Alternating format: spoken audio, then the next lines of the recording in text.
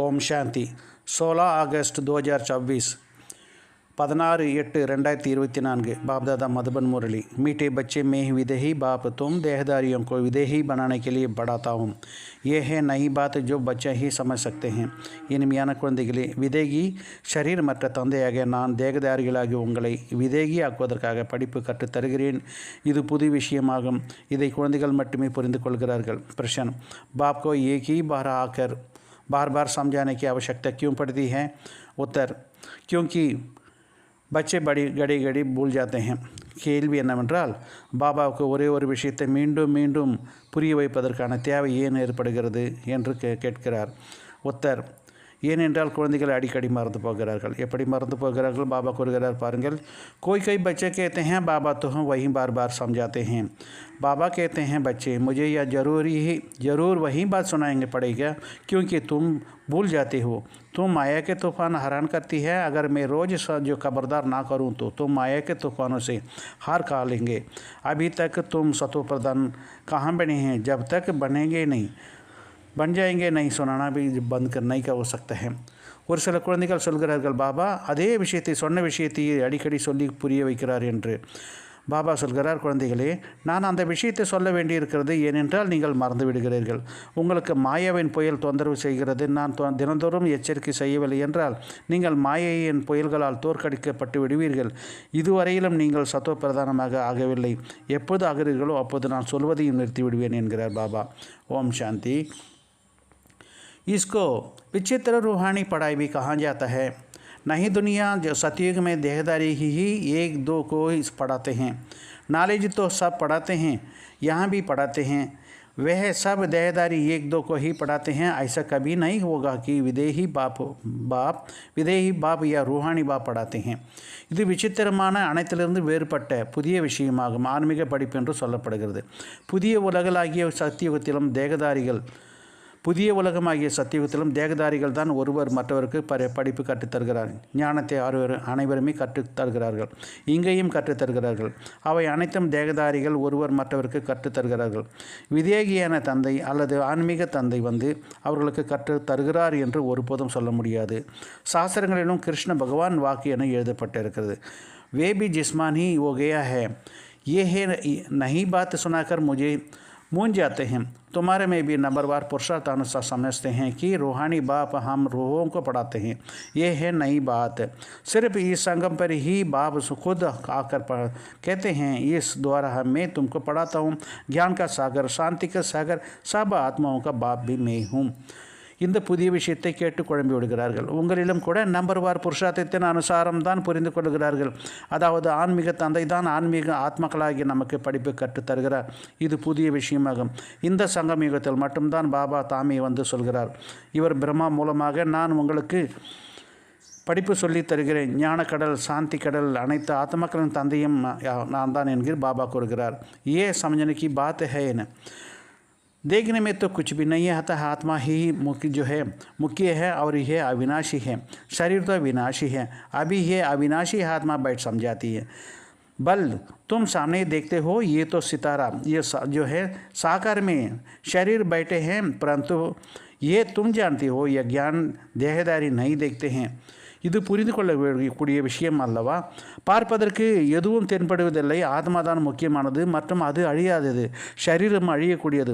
இப்போது அந்த அவினாஷி அழியாத ஆத்மா அமர்ந்து கற்றுக் தருகிறது. நீங்கள் நேரில் பார்க்கிறீர்கள், இவரோ சாக்காரத்தில் அமர்ந்துள்ளார். ஆனால் இதை நீங்கள் அறிவீர்கள். இந்த ஞானத்தை தேகதாரிகள் யாரும் தருவது கிடையாது. ज्ञान देने वाला विदेही बाप है. कैसे देते हैं वे तो तुम समझते हो. मनुष्य तो बड़ा मुश्किल समझते हैं. कितना तुमको माता मारना पड़ता है ये नीचे करने के लिए. वे तो यह कह देते हैं निराकार का कोई नाम रूप देश काल ही नहीं है. वह बाप खुद बैठ समझाते हैं. कहते हैं मैं सब आत्माओं का बाप हूँ जिसका तुम देख नहीं सकते हो. ஞானத்தை தருபவர் விதேகியாக தந்தையாக இருக்கிறார். எப்படி தருகிறார்? இதையும் நீங்கள் அறிவீர்கள். மனிதர்களோ இதை புரிந்து கொள்வது கஷ்டம். இதை நிச்சயம் செய்வதற்காக நீங்கள் தன்னுடைய மண்டையை உடைத்து கொள்ள வேண்டியிருக்கிறது. அவர்களோ நிராகாருக்கு, உருவமற்றவருக்கு பெயர், வடிவம், தேசம், காலம் எதுவும் கிடையாது என்று சொல்லிவிடுகிறார்கள். தந்தை தானே வந்து படிப்பு கற்று தருகிறார். कहते हैं मैं सब आत्माओं का बाप हूँ, जिसको तुम देख नहीं सकते हो, समझते हो ये विदेह है, ज्ञान आनंद प्रेम का सागर है, ज्ञान सागर आनंद का सागर प्रेम का सागर है। वह कैसा पढ़ाएंगे? बाप खुद समझाते हैं। मैं कैसा आता हूँ, किसका आधार लेता हूँ, मैं कोई गर्भ में जन्म नहीं लेता हूँ. அவர் சொல்கிறார், நான் அனைத்து ஆத்மாக்களின் தந்தை என்று. அவரை நீங்கள் பார்க்க முடியாது. அவர் விதேகி என்பதை புரிந்திருக்கிறீர்கள். ஞானம், ஆனந்தம், ஞானக்கடல், ஆனந்தக்கடல், அன்பின் கடலாக இருப்பவர். அவர் எப்படி படிப்பு சொல்லி தருவார்? பாபா தானே புரி வைக்கிறார். நான் எப்படி வருகிறேன், யாருடைய ஆதாரத்தில் எடுத்து வருகிறேன்? நான் ஒன்றும் கர்ப்பத்தில் ஜென்மம் எடுப்பது கிடையாது. मैं कभी मनुष्यों को मनुष्य वह देवता नहीं बनता हूँ, देवता भी शरीर लेते हैं, मैं तो सदैव अशरीरी ही रहता हूँ, मेरा ही ड्रामा में पार्ट है जो मैं कभी पुनर्जन्म में नहीं आता हूँ. तो ये समझने की बात है. देखना तो आता ही नहीं. वे तो समझते हैं कि कृष्ण भगवान वाच भक्ति मार्ग में रथ भी कैसे बैठ समझाते हैं. बाप कहते हैं, बच्चे तुम मुझे तो नहीं बोलते हो, मुझसे तो नहीं हो. நான் ஒருபோது மனிதராகவோ தேவதையாகவோ ஆவது கிடையாது. தேவதைகளும் சரீரத்தை எடுத்துக்கொள்கிறார்கள். நான் எப்பொழுதுமே அஷரீரியாக இருக்கிறேன். எனக்கு தான் ட்ராமாவில் இந்த பாகம் கிடைக்கிறது. எனக்கு தான் இந்த டிராமாவில் இந்த பாகம் கிடைத்திருக்கிறது. நான் ஒருபோதும் புனர்ஜன்மத்தில் வருவதில்லை. எனவே இது புரிந்து கொள்ளக்கூடிய விஷயமாகும். அது கண்ணுக்கு புலப்படுவதே கிடையாது. அவர்களும் கிருஷ்ண பகவான் வாக்கு என்று புரிந்து கொண்டு விட்டார்கள். பக்தி மார்க்கத்தில் ரதத்தையும் எப்படி அமர்ந்து உருவாக்கி உள்ளார்கள் பாருங்கள். பாபா கேட்கிறார், குழந்தைகளே நீங்கள் குழப்பம் அடையவில்லை தானே என்று கேட்கிறார். तो अगर कुछ नहीं समझते तो बाप से आकर समझो. यूँ तो बिगर पूछ भी बाप सब कुछ समझाते रहते हैं. तुमको कुछ भी पूछने की दरकार ही नहीं रहती. मैं इस पुरुषोत्तम संगम पर ही अवतार लेता हूँ. मेरा जन्म ही वंडर है. तुम बच्चों को ही भी वंडर लगता है. कितना बड़े तो बड़े इम्तहान पास करते हैं, बहुत बड़े तो बड़े विश्व का मालिक बनाने के लिए पढ़ाते हैं. எதையும் புரிந்து கொள்ளவில்லை என்றால் பாபாவிடம் வந்து புரிந்து கொள்ளுங்கள். பாபா கேட்காமலேயே அனைத்தையும் புரிய வைத்து கொண்டிருக்கிறார். நீங்கள் எதையும் கேட்க தேவை கிடையாது. நான் இந்த புருஷோத்தம சங்கமயுகத்தில் தான் அவதாரம் எடுக்கிறேன். எனது ஜென்மமும் கூட அற்புதமானது. குழந்தைகளாகிய உங்களுக்கும் ஆச்சரியமே ஏற்படுகிறது. எவ்வளவு பெரிதிலும் பெரிய பரீட்சையில் தேர்ச்சியடைய செய்கிறார். மிகவும் பெரிதிலும் பெரிய உலகத்தின் அதிபதியாகவும் ஆக்குகிறார். ஒண்டர்ஃபுல் பாத் ஹே ना, ये आत्मा हो हर 5000 वर्ष के बाद तुम्हारे ही सर्विस में आता हूँ. आत्माओं को पढ़ाता हूँ. कल्प कल्प कल्प के संगम युगे तुम्हारी सेवा में आता हूँ. आधा कल्प तुम पुकारते आए हो, हे बाबा, हे पतित पावन आओ. श्री कृष्ण को तो कोई पतित पावन नहीं कह सकते हैं. அற்புதமான விஷயம் அல்லவா? ஹே ஆத்மாக்களே, ஒவ்வொரு 5000 ஆண்டுகளுக்கு பிறகும் உங்களுடைய சேவையில் நான் வருகிறேன். அவர் ஆத்மாக்களுக்கு கற்பிக்கிறார். கல்பத்தின் சங்கமகத்தில் ஒவ்வொரு கல்பத்திலும் உங்களுக்கு சேவை செய்ய வருகிறேன். அரை கல்பமாக நீங்கள் அழைத்து வந்திருக்கிறீர்கள். ஹே பாபா, ஹே பதித்த பாவனா வாருங்கள் என்று. கிருஷ்ணரை யாரும் பதித்த பாவனா என்று அழைப்பது கிடையாது. पतित पावन परमपिता परमात्मा को ही कहते हैं. तो बाबा ही आना पड़ेगा पतितों को पावन बनाने को. इसलिए कहा जाता है अकाल मूर्त सत्य बाबा, अकाल मूर्त सत्य टीचर, अकाल मूर्त सत्य गुरु. जो सिख लोग भी ये भी कहते हैं, बहुत स्लोगन हैं, परंतु उन्हों को भी ये पता नहीं है कि सदगुरु अकाल मूर्त आते कब है. பதித்த பாவனா என்று பரம்பிதா பரமாத்மா தான் சொல்கிறார்கள். ஆக பாபாவையும் கூட தூய்மையற்றவர்களை தூய்மையாக்குவதற்காக வர வேண்டியிருக்கிறது. அதனால் சொல்லப்படுகிறது அகால மூரத் அழியாதவர், சத்தியமான பாபா, அகால மூரத் சத்தியமான ஆசிரியர், அகால மூரத் சத்தியமான குரு என்று. சீக்கியர்களிலும் கூட மிக நல்ல சுலோகனம் இருக்கிறது. ஆனால் சத்குரு அகால மூரத் என்பது எப்பொழுது வருகிறார் என்பதற்கு சீக்கியர்களுக்கும் தெரியாது. ये भी गायन है मनुष्य से देवता किए हेतु का जो करत ना लागी वार. कब आकर मनुष्य को देवता बनाते हैं, वहीं सर जो है सर्व का सतगति करने वाला है. ये तो पक्का निश्चय होना चाहिए. क्या आकर बना करते हैं, सिर्फ कहते हैं मनमना भव, अर्थात उसका अर्थ भी समझाते हैं और कोई भी अर्थ नहीं समझा सकते. மனிதர்களிலிருந்து தேவதையாக ஆக்குவதில் பகவானுக்கு அதிக தாமதமாகுவதில் கிடையாது. எப்பொழுது மனிதரை தேவதையாக ஆக்குகிறார்? அவர்தான் அனைவருக்கும் சத்கதி அளிப்பவர். இதில் உறுதியான நிச்சயம் இருக்க வேண்டும். என்ன சொல்கிறார்? மன்மனாபாவை என்று சொல்கிறார். அதன் அர்த்தத்தையும் புரிய வைக்கிறார். வேறு யாரும் அர்த்தத்தை புரிய வைக்க முடியாது. तुमको सदगुरु हकाल मूर्त बैठ समझाते हैं इस देह द्वारा कि अपने को आत्मा समझो, तो ये समझाना चाहिए. विश्व का मालिक बनने के लिए बाप को आना पड़ता है. तुम बच्चों को सेवा में समझाते हैं. ये रूहानी बच्चों, तुम सतो प्रधान थे, फिर तमो प्रधान बने हो. ये सृष्टि का चक्कर फिरता ही रहता है. पावन दुनिया इन देवताओं की ही है. உங்களுக்கு சத்குரு அகாலமூர்த்த அமர்ந்து இந்த தேகத்தின் மூலம் புரிய வைக்கிறார். அதாவது தன்னை ஆத்மா என உணருங்கள் என்று. ஆக இதை உணர வேண்டும். உலகத்தின் எஜமானர் ஆக்குவதற்காக பாபா வர வேண்டியிருக்கிறது. குழந்தைகளாகிய உங்களுடைய சேவையில் அவர் புரிய வைக்கிறார். ஹே ஆன்மீக குழந்தைகளே, நீங்கள் சத்தோ பிரதானமாக இருந்தீர்கள், பிறகு தமோ பிரதானமாக ஆனீர்கள். இந்த சிருஷ்டி சக்கரம் சுற்றி கொண்டு தான் உள்ளது என்பது தெரிகிறது. தூய்மையான உலகம் இந்த தேவதைகளுடையதாக இருந்தது. ये सब कहाँ से गए हैं? ये सब कहाँ गए हैं? ये किसी को भी पता नहीं है. मूंझे हुए हैं. बाप आकर तुमको समझाकर बताते हैं.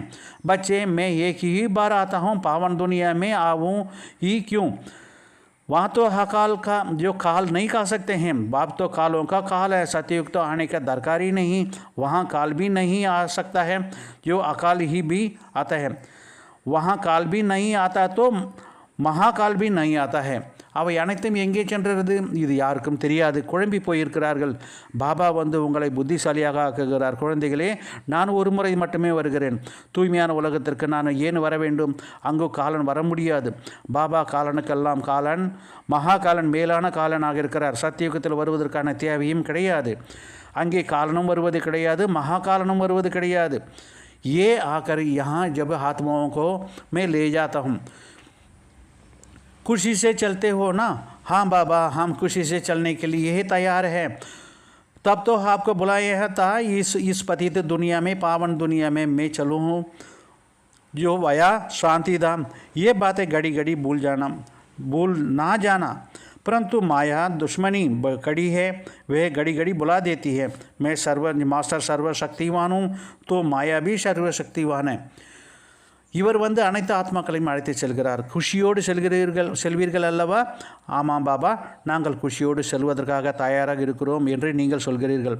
அதனால்தான் உங்களை அழைத்திருக்கிறோம்.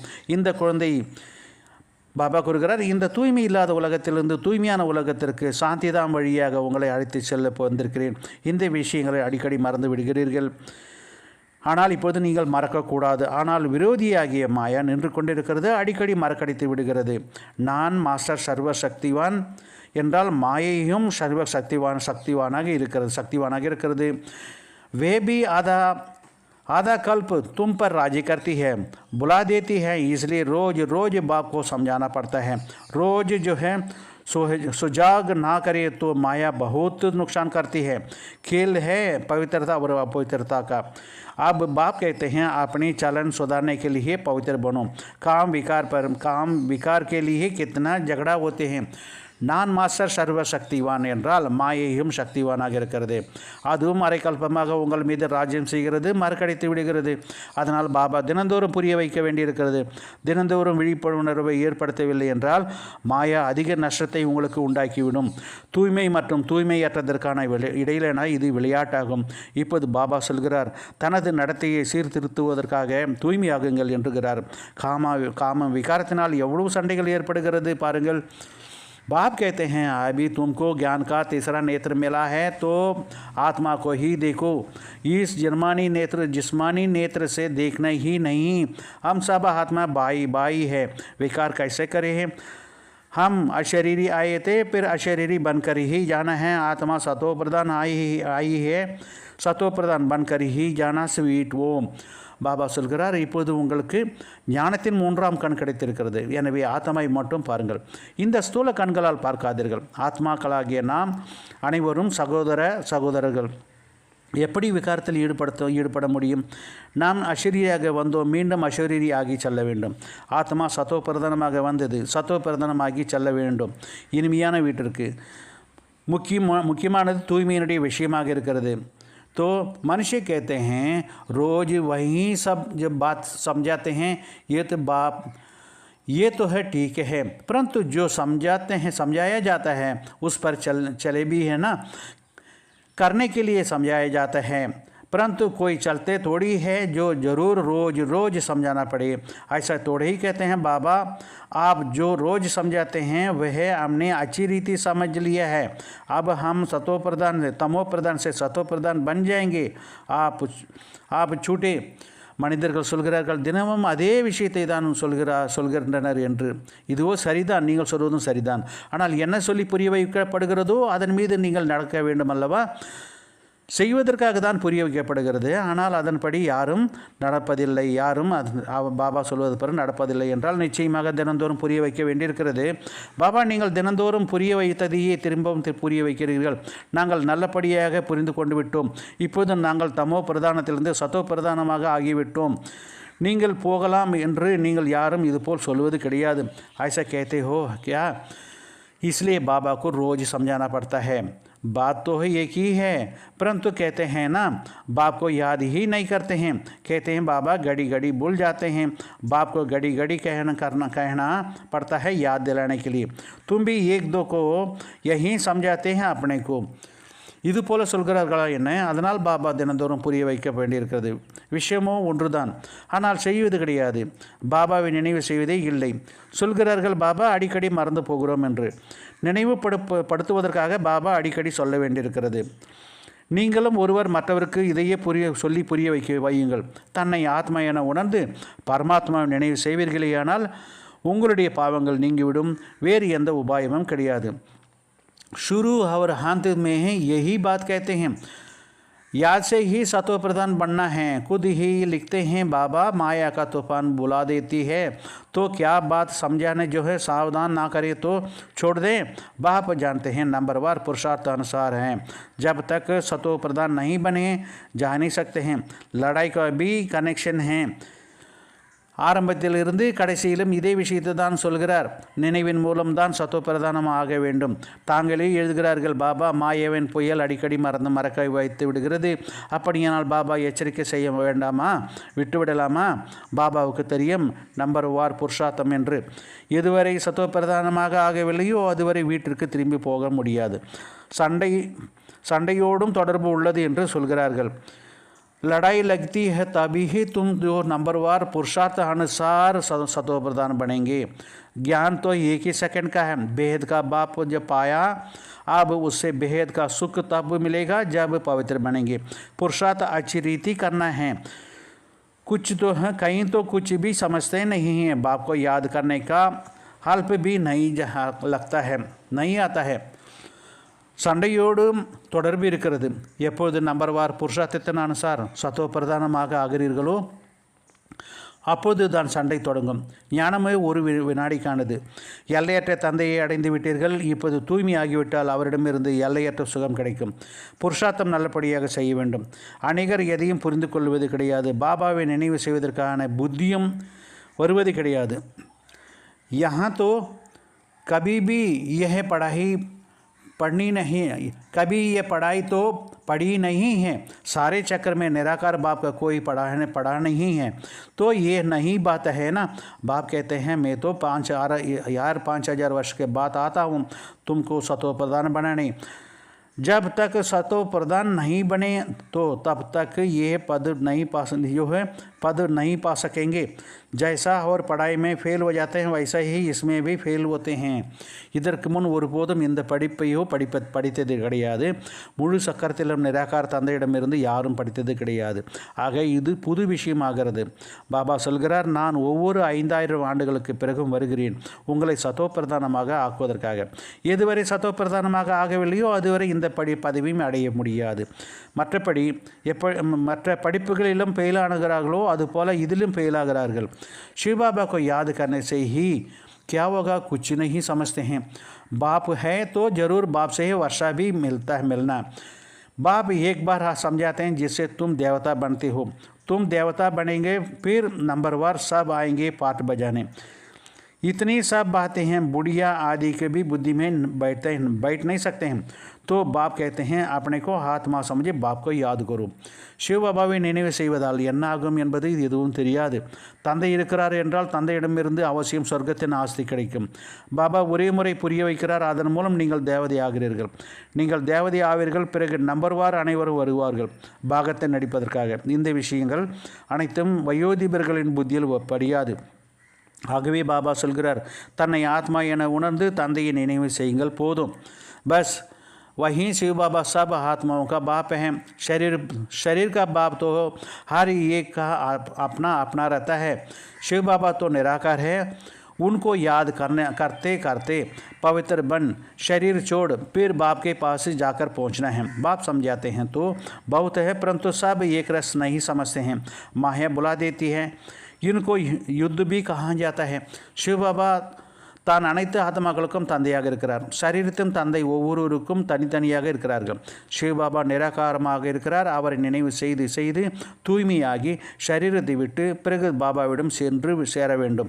பாபா புரிய வைப்பதோ அநேகம். ஆனால் அவரும் ஒரே மாதிரியாக அனைவரும் ஒரே மாதிரியாக புரிந்து கொள்வது கிடையாது. மாயை மறக்கடித்து விடுகிறது. இது யுத்தம் என சொல்லப்படுகிறது. बाप कितना अच्छी रीति बैठ समझाते हैं, कितनी बातों को जो स्मृति देते हैं. मुख्य जो भूले हुए हैं उनको भी लिस्ट बनाओ. एक बाप सर्वव्यापी है. एक बाप सर्वव्यापी की. भगवान वाच्य में सर्वव्यापी नहीं हूँ. सर्वव्यापी तो 5 विकार है. ये बड़ी भारी भूल है. गीता का भगवान श्री कृष्ण नहीं, परमपिता परमात्मा शिव है. इन भूलों को सुधारना तो देवता बन जाएंगे. பாபா எவ்வளவு நன்றாக அமர்ந்து புரிய வைக்கிறார், எவ்வளவு விஷயங்களை நினைவுபடுத்துகிறார். முக்கியமாக என்னென்ன தவறுகள் நடைபெறுகிறதோ அவற்றின் பட்டியலையும் தயார் செய்யுங்கள். ஒன்று, தந்தை சர்வே வியாபி என்ற விஷயத்தை பற்றி பகவான் சொல்கிறார், நான் சர்வே வியாபி அல்ல. சர்வே வியாபி 5 விகாரங்கள் தான். இது மிக பெரிய பிழையாகும். கீதையின் பகவான் கிருஷ்ணர் அல்ல, பரம்பிதா பரமாத்மா சிவ பரமாத்மா கீதையின் பகவான் என்றது நீங்கள் புரிந்து கொள்ள வேண்டும். இந்த பிழைகளை திருத்தி கொண்டு விட்டால் தேவதை ஆகிவிடுவீர்கள். परंतु ऐसा कभी कोई बच्चे ने लिखा नहीं है कि ऐसा हमने समझाया है कि इन भूलों का कारण ये भारत पावन से पतित बन पड़ा है. ये भी बताना पड़े. भगवान सर्वव्यापी कैसे हो सकता है? भगवान तो एक ही है जो सुप्रीम बाप है, सुप्रीम टीचर है, सुप्रीम सदगुरु है. कोई भी देहदारी को supreme father, supreme teacher, supreme Sadguru कह नहीं सकते हैं. ஆனால் அப்படி எந்த ஒரு குழந்தையும் எழுதவில்லை. அதாவது நாங்கள் புரிய வைத்தோம், இந்த பிழைகளின் காரணத்தினால்தான் பாரதம் தூய்மையான நிலையிலிருந்து தூய்மையற்ற நிலையை ஆகியுள்ளது என்று. அதையும் சொல்ல வேண்டும். பகவான் சர்வ வியாபியாக எப்படி இருக்க முடியும்? பகவான் ஒருவர், அவர்தான் மிக சுப்ரீம் தந்தையாக இருக்கிறார், சுப்ரீம் டீச்சராக இருக்கிறார், சுப்ரீம் சத்குருவாக இருக்கிறார். எந்த ஒரு தேகதாரியும் சுப்ரீம் தந்தை, சுப்ரீம் டீச்சர், சுப்ரீம் சத்குரு என்று சொல்ல முடியாது. கிருஷ்ணரோ முழு சிருஷ்டியிலும் அவரை காட்டிலும் உயர்ந்தவர். கிருஷ்ணரோ முழு சிருஷ்டியிலும் அவரை காட்டிலும் உயர்ந்தவராக இருக்கிறார். जब सृष्टि सतो प्रधान होती है तब ये बातें फिर सतों में राम फिर नंबरवार अपने समय पर ही आएंगे. शास्त्र में दिखाते हैं सब विकार के करके गले का काला बन जाते हैं, लेकिन अभी समझाते गला ही सूख जाता है. बात कितनी बड़ी है, परंतु माया कितनी जबरदस्त है. हर एक अपना दिल से पूछो, हम कैसा गुणवान सतो प्रधान बने हैं. சிருஷ்டி சத்தோ பிரதானமாக இருக்கும்போது அவர் வருகிறார். பிறகு சத்தோவில் ராமரும் பிறகு மற்ற தர்மத்தினரும் நம்பர்வார் தங்களின் சமயத்தின் பிரகாரம் இறங்கி வருகிறார்கள். சாஸ்திரங்களையும் காட்டியிருக்கிறார்கள். அனைவருடைய விகாரங்களையும் எடுத்துக்கொண்டதால் கழுத்து தொண்டை கருப்பாகிவிட்டது. நீலகண்டன் ஆகிவிட்டார்கள். நீலகண்டன் என்றால் கழுத்து தொண்டை கருப்பாகிவிட்டது, நீளமாகிவிட்டதற்காக அர்த்தமாகும். விகாரங்களை எடுத்துக்கொண்டதனால். அதனால் இப்போது பாபா சொல்லி புரிய வைத்து கொண்டு தொண்டை வற்றி போகிற அளவுக்கு சொல்கிறார். விஷயம் எவ்வளவு சிறியது, ஆனால் மாயை எவ்வளவு சக்திசாலியாக உள்ளது பாருங்கள். ஒவ்வொருவரும் தங்களின் மனதை கேட்டுக்கொள்ள வேண்டும். நாம் அத்தகைய குணவான் சத்தோ பிரதானமாக ஆகியிருக்கிறோமா? பாப் समझाते हैं, जब तक विनाश नहीं हुआ तब तक तुम कर्मातीत अवस्था को पा नहीं सकेंगे. बल कितना भी माता मारो, सारा समय शिव बाबा को बैठ याद करो और कोई बात ही नहीं करो. बस बाबा लड़ाई से पहले ही कर्मातीत अवस्था को पाकर दिखाऊंगा। ऐसा कोई निकले, ऐसा ड्रामा में कोई हो ही नहीं सकता है। पहले नंबर में तो एक ही आना है. பாபா புரிய வைத்துள்ளார். எதுவரை விநாசம் ஏற்படவில்லையோ அதுவரை நீங்கள் கர்மாதீத்த அவஸ்தையை அடைய முடியாது. எவ்வளவுதான் மண்டையை உடைத்து கொண்டாலும் சரி கர்மாதீத்த நிலையை அடைய முடியாது. முழு நேரமும் சிவாவை அமர்ந்து நினைவு செய்யுங்கள், வேறு எதுவும் நீங்கள் செய்ய வேண்டாம். பாபா யுத்தத்திற்கு முன்பு நான் கர்மாதீத்த அவஸ்தையை அடைந்து காட்டுவேன், அதுபோல யாராவது வெளிப்படுவார்கள், அப்படி ட்ராமாவில் இருக்க முடியாது. முதல் नंबरिलो ஒருவர் தான் செல்வார். ये भी कहते हैं हमको कितना माता मारना पड़ता है, माया तो और ही जो है स्वरूप बनकर आती है. बाबा खुद कहते हैं मेरे तो बाजू में एकदम शिव बाबा बैठा है तो मैं भी याद नहीं कर सकता हूँ, भूल जाता हूँ. समझाता हूँ मेरे साथ बाबा है, समझता हूँ मेरे साथ बाबा है, फिर मुझे भी ये याद करना पड़ता है जैसा तुम करते हो. இப்போது பிரம்மா பாபா சொல்கிறார், இதையும் சொல்கிறார், நான் எவ்வளோ மண்டையை உடைத்து கொள்ள வேண்டியிருக்குது, மாயை இன்னும் பலசாலியாகி போரிட வருகிறது. பிரம்மா பாபா அவரே சொல்கிறார், எனது பக்கத்தில், அதாவது தன் ஆத்மாவுக்கு மிக நெருக்கத்தில் சிவபாபா ஆத்மாவும் அமர்ந்துள்ளார். இருந்தும் என்னால் நினைவு செய்ய முடிவதில்லை, மறந்து விடுகிறேன். நான் புரிந்து கொள்ளவில்லை, என்னோடு சிவபாபா கூட இருக்கிறார், பிறகும் நானும் கூட நினைவு செய்ய வேண்டியுள்ளது. எப்படி நீங்கள் நினைவு செய்கிறீர்களோ அதுபோல் நானும் நினைவு செய்ய வேண்டியுள்ளது என்கிறார். ऐसा नहीं मैं तो साथ हूँ इसलिए खुश हो जाना है, नहीं मुझे भी जो है कहते हैं निराकर जो है निरंतर याद करो, साथ वाले हैं हम जो है रुस्तम हो, तुमको तो है ये भी जास्ती तूफान आएगा, नहीं तो बच्चों को कैसा समझा सकेंगे, ये सब तूफान तो तुमसे पास होंगे. तो मैं अनेक इतना नज़दीक बैठा हूँ, फिर कर्मातीत अवस्था को पा नहीं सकता हूँ, तो फिर दूसरे को कौन बनेगा. பாபா கூடவே இருக்கிறேன், நானும் கூட இருக்கிறேன், இதிலே குஷியாகிவிடக் கூட வேண்டும் என்பது கிடையாது. எனக்கும் சொல்கிறார் நிரந்தரமாக என்னை நினைவு செய்ய வேண்டும் என்று. யாரை கூறுகிறார்? பிரம்மா பாபாவை. உடன் பலசாலியான நீங்களும் இருக்கிறீர்கள், உங்களுக்கோ இன்னும் அதிகமான மாயாவின் புயல்கள் வரும். இல்லை என்றால் குழந்தைகளுக்கு எப்படி புரிய வைக்க முடியும்? இந்த அனைத்து புயல்களுக்கோ உங்களை கடந்து செல்லும். நான் அவருக்கு இவ்வளவு அருகில் அமர்ந்திருந்தும் கூட கர்மாதீத் அவசியை அடைய முடியவில்லை எனும்போது பிறகு மற்றவர்கள் எப்படி ஆவார்கள்? ये मंजिल बहुत ऊंची है, ये मंजिल बहुत ऊंची है. ड्रामानुसार सब पुरुषार्थ करते रहते हैं, बल कोई ऐसा कोशिश करते दिखाओ, बाबा हम आपसे पहले कर्मातीत अवस्था को पाकर यह बनकर दिखाएंगे. हो ही नहीं सकता है, यह ड्रामा बना हुआ है, तुमको पुरुषार्थ बहुत करना है. मुख्य सारी बात है कैरेक्टर की बात. இந்த குறிக்கோள் மிகவும் உயர்ந்தது. டிராமாவின் அனுசாரம் அனைவரும் புருஷார்த்தம் செய்து கொண்டு தான் இருக்கிறார்கள். யாரேனும் அப்படி முயற்சி செய்து காட்டட்டும். பாபா நாங்கள் உங்களுக்கு முதலில் கர்மாதீத் அவஸ்தையை அடைந்து இது போல ஆகி காட்டுவோம் என்று பிரம்மா பாபாவுக்கு யாராவது சொல்ல முடியுமா? அது முடியாத காரியம். இந்த டிராமா உருவாக்கப்பட்டிருக்கிறது. நீங்கள் புருஷார்த்தம் அதிகம் செய்ய வேண்டும். முக்கியமான விஷயம் அனைத்து விஷயங்களும் நடத்தை மீது இருக்கிறது. देवता का कैरेक्टर और पतित मनुष्यों का कैरेक्टर में कितना फ़र्क है. तुमका विकारी से निर्विकारी बनाने वाला शिव बाबा है, तो अब पुरुषार्थ कर बाप को याद करना है, बोलो नहीं. बाकी अलबलाही जो है विभचारी परवश हैं, अर्थात रावण के वश में ही ये क्या कर सकती है. तुम हो राम ईश्वर के वश. தேவதைகளை நடத்தி மற்றும் தூய்மை இல்லாத மனிதர்களை நடத்தியில் எவ்வளவு வேறுபாடு இருக்கிறது, எவ்வளவு வித்தியாசம் இருக்கிறது. உங்களை விகாரிகளிலிருந்து நிர்விகாரியாக்குவதற்காக சிவபாபா வந்திருக்கிறார். ஆகவே இப்போது புருஷார்த்தம் செய்து பாபாவை நினைவு செய்ய வேண்டும், மறந்து விடாதீர்கள். மற்றபடி அபலிகள் பாவம் பிறர் வசத்தில் இருக்கிறார்கள், அதாவது ராவணின் வசமாக இருக்கிறார்கள். அதனால் அவர்களால் என்ன செய்ய முடியும்? தும் ஹோ ராம் கே ஈஸ்வர், நீங்கள் ராமராகிய ஈஸ்வரனுடைய வசமாக இருக்கிறீர்கள். வே ஹே ராம் கே வஷ்.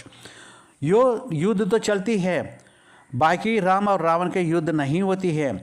बाप तुम बच्चों को भिन्न भिन्न प्रकार से रोज़ समझाते हैं, मीठी मीठी बच्चों अपने को पुरुषार्थ जो है सुधारते चाहो.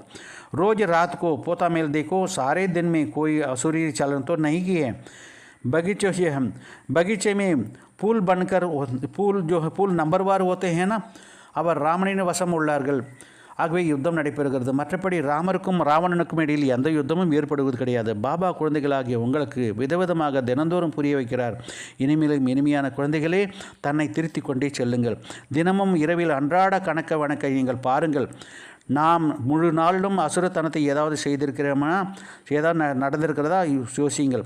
தோட்டத்தில் மலர்கள் நம்பர்வாராக இருக்கிறது அல்லவா? दो दो एक जैसा कभी हो ही नहीं सकता है. सभी आत्माओं का अपना अपना पार्ट मिला हुआ है. हर एक जो एक्टर पार्ट बजाते रहते हैं. बाप भी आकर स्थापना का कार्य करते ही छोड़ते हैं. हर 5000 वर्ष के बाद आकर विश्व का मालिक बनाने ही देते हैं. बेद का बाप है ना, तो जरूर नहीं दुनिया का वर्षा देंगे. தோட்டத்தில் மலர்கள் நம்பர்வாராக இருக்கிறது. ஒருவர் மாதிரி மற்றொருவர் ஒருபோது இருக்க முடியாது. அனைத்து ஆத்மாக்களுக்கும் அவரவர்கள் பாகம் கிடைத்திருக்கிறது. ஒவ்வொரு நடிகரும் பாகத்தை நடித்து கொண்டு இருக்கிறார்கள். பாபாவும் ஸ்தாபனையின் காரியத்தை செய்து தான் முடிப்பார். ஒவ்வொரு 5000 ஆண்டுகளுக்கு பிறகும் உலகத்தின் எஜமானர் ஆகுகிறார். பேத் கா பாப் ஹே தோ ஜரூர் நஹி துனியா கா வர்ஷா தேங்கே. எல்லையற்ற தந்தை அல்லவா, அதனால் நிச்சயமாக புது உலகத்தின் ஆசியை தான் கொடுப்பார். அச்சா, मीठे मीठे सिकलते बच्चों प्रति माता पिता बाप दादा का याद प्यार और गुड மார்னிங். இனிமேலும் இனிமையான தேடி கண்டெடுக்கப்பட்ட செல்ல குழந்தைகளுக்கு தாயும் தந்தையும் ஆகிய பாப் தாதாவின் அன்பு நினைவு மற்றும் காலை வணக்கம். இனிமையான தாய் தந்தைக்கு இனிமையான குழந்தைகளின் அன்பு நினைவுகளும் மற்றும் காலை வணக்கமும் ஆகுக. रूहानी बाकी रूहानी बच्चों को नमस्ते. ஆன்மீக குழந்தைகளுக்கு ஆன்மீக தந்தையின் நமஸ்தே. ஆன்மீக குழந்தைகளின் ஆன்மீக தந்தைக்கு நமஸ்தே. धारणिका के मुख्य सार. ज्ञान के तीसरे नेत्र से आत्मा को ही देखना है. जिस्मानी नेत्र को देखना ही नहीं है. अशरीरी बनने का अभ्यास करना है. ஞானத்தின் மூன்றாம் கண் மூலமாக ஆத்மாவை பார்க்க வேண்டும். ஸ்தூல கண்களால் பார்க்கக்கூடாது. அஷரீரி ஆவதற்கான பயிற்சி செய்ய வேண்டும். ரெண்டாவது பாயிண்ட், बाप की याद से अपने देही कैरेक्टर को दैवी कैरेक्टर बनाना है. अपने दिल से पूछना है कि हम कहाँ तक जो गुणवान बने हैं. हमने सारे दिन में अशरीरी चलन तो है नहीं है. ரெண்டாவது பாயிண்ட் பாபா என்ன கூறுகிறார் பாருங்கள். பாபாவின் நினைவின் மூலம் தன்னுடைய தெய்வீக நடத்தையை உருவாக்கி கொள்ள வேண்டும். தனது மனதை கேட்க வேண்டும். நாம் எதுவரை குணவான் ஆகியிருக்கிறோம் என்பது.